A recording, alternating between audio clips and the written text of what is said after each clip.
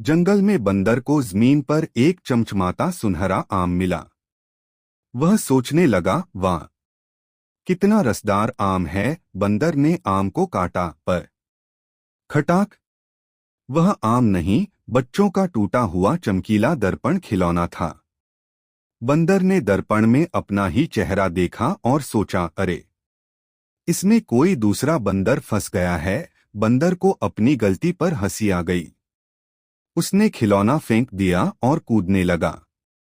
नीति हर चमकती चीज खाने की नहीं होती।